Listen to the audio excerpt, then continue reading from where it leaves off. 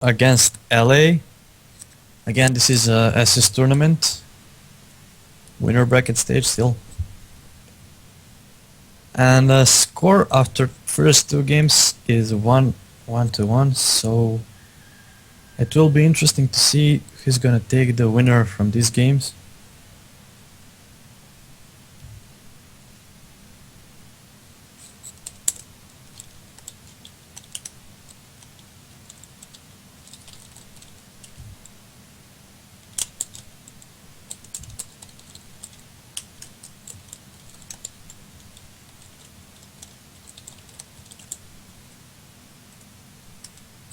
Yeah.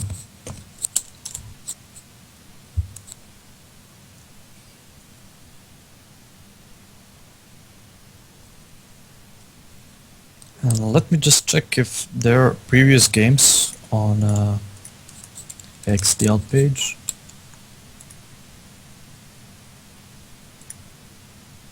Okay, yeah. So the first game, actually there is only the second game.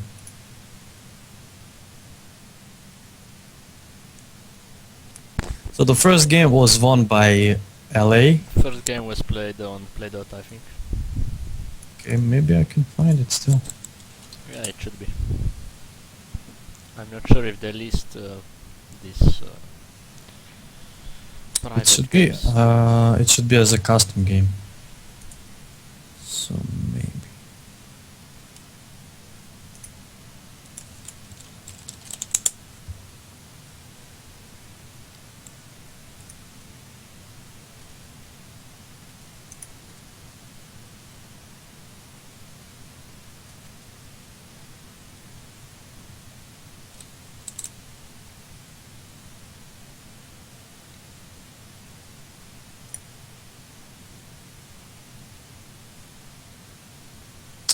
Yeah, okay, there is.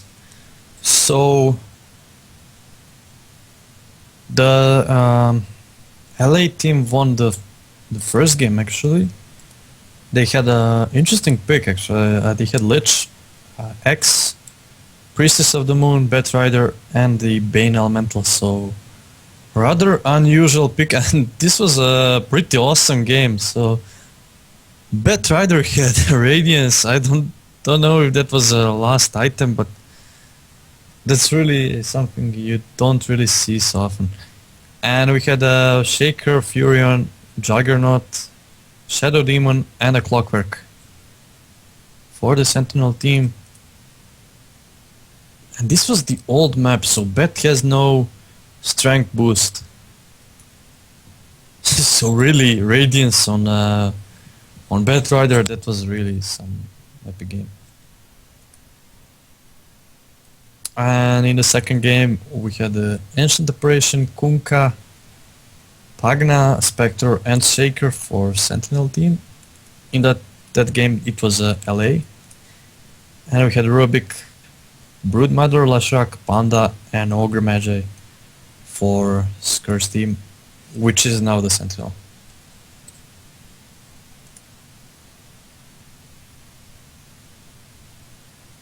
So I don't know if you're going to stream the SS versus Gangnam Style game, or we're gonna stick to this game. No, we should stay here. Okay. It's more interesting. I think. I mean, it's final game, and maybe if SS loses this, we can go stream the third then. Actually, judging by the lanes, I think they're gonna lose it, unless there is some huge outplay by Sentinel. So we have bans for Sentinel team, Darkseer, Invoker, Lycan, and the Broodmother. And we have bans for Skur's team, Rubik, Warlock, Furion, and the Weaver.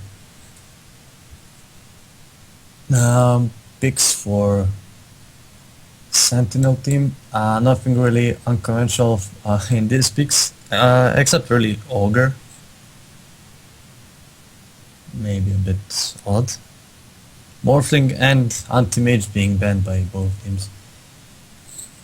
Shaker, Lich, and a Puck being picked by Skur's team. So pretty even picks, I'd say for now.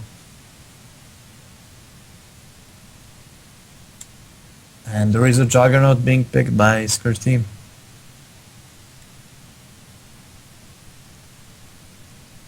Crobble is being picked by Sentinel, so... By the way, Crobel's ulti is a physical damage, so it goes through Blade Fury. And at the moment, I don't believe the Scourge team has the power to stop. Okay, there it is. Shadow Fiend being the final pick for Scourge team. And actually, okay, this is the old version, so Shadow Fiend is not buffed.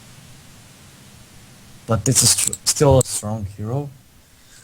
And actually, Shadow Fiend is one of those heroes that can, if played well, can actually pretty much dominate the Crobulus on the lane. And there is a Batrider, final pick for Sentinel. So, are we going to see Windrunner on tri-lane? So let's just fast introduce the players. We have Masakari playing Crobulus, Nightride playing Batrider, Cass playing Ancient Apparition, Hallucinogen playing Ogre Magi, Scorpius playing Windrunner, Logos and Dobar playing Shaker, Drkke playing Shadow Fiend, Aledati playing Jugger with the first Titan boots, man. Totally legit stuff for Juggernaut. Jean d'Arc playing Lich and a pack played by GG, well played, thanks for B something. Oh, thanks for PCR. Actually, I think I know him. I think I played some games with him. Can't recall if he's total noob or just a Fatal player. No, just kidding, I don't know. I know I played with him, but I can't recall how good he is. And Shaker placing a nice ward on the mid lane. And this is really a great ward for Shadow Fiend. And since the Batrider is getting a boots first item, I don't believe that is a good choice for him. Shadow Fiend really depends on the early harass on the Batrider, because if he gets it, then he won't be in a position to die.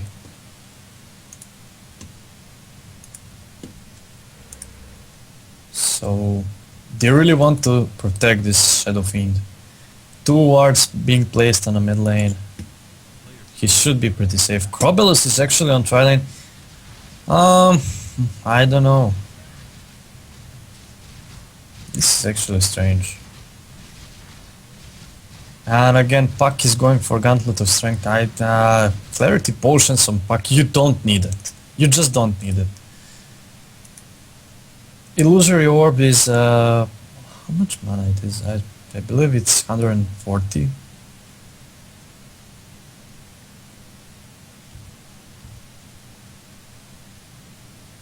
Or 145.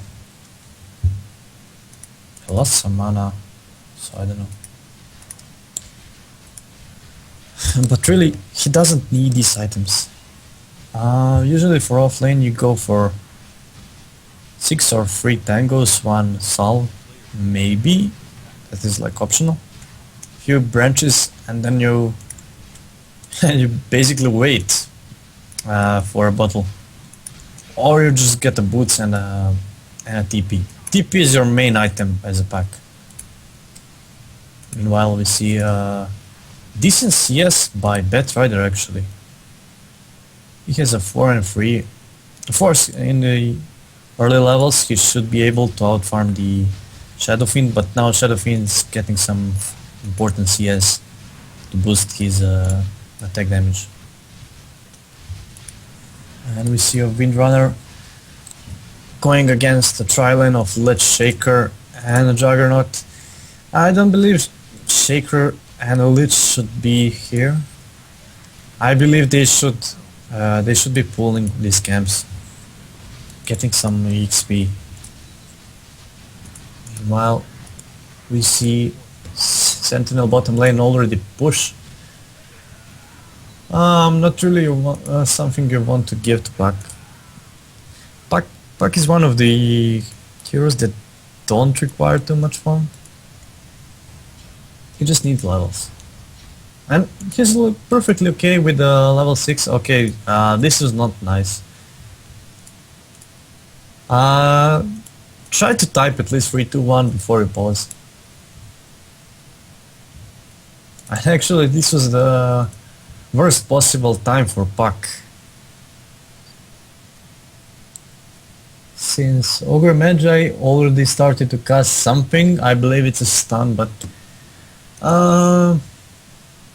Ancient Operation is actually too far, I don't believe they can get a kill on him. So he's just harassing. But meanwhile, Scorpius might be in huge trouble. There is a Shaker right next to him. I don't have a screen on that side of the map, so I don't know what exactly is happening. Let's just check a farm quick. So we have 8 on 3 on Juggernaut. Okay, there is an unpause. Windrunner's just being completely okay. 0-0 CS. But she got some level. She's level 2 and she's perfectly okay with that. Unless they can hit a nice block by Shaker, they really can't kill her. They can force her to stay out of the range of EXP. But really, Juggernaut is not the greatest carry. Yes, of course he can push early. And that is the main reason competitive teams pick it. With a Soul Ring and a Healing Ward, you can push with a Blade Fury really great. But then again, when it comes to carrying and DPSing, he's not the best carry. That's why they needed this SF. And actually SF is their main hero in this game.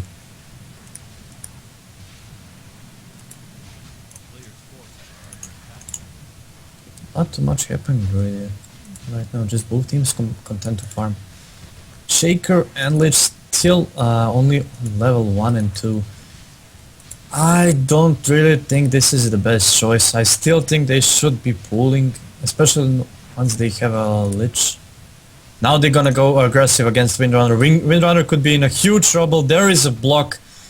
Oh no, bloody block by Shaker. I believe they could get a kill, even though the Fisher could be placed a bit better, making it a bit harder for Windrunner to run. But there was no bloody block by Shaker. So actually Jugger could get a kill there. He had a boots of speed and Windrunner had no mana for Windrunner. It's 100 mana or something like that, but at least 100. And even if she had, I believe it was on cooldown. She has a Ringo Basilisk, by the way. It's nice. And we see a Batrider having a magic bottle and a boost speed. Magic Wand being picked up by Shadow Fiend, and that's just gonna increase his survivability so much.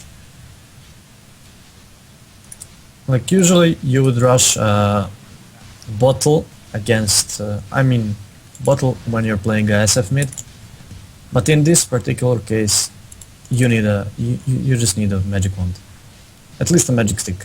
You don't have to make it into a wand, but at least a Magic Stick.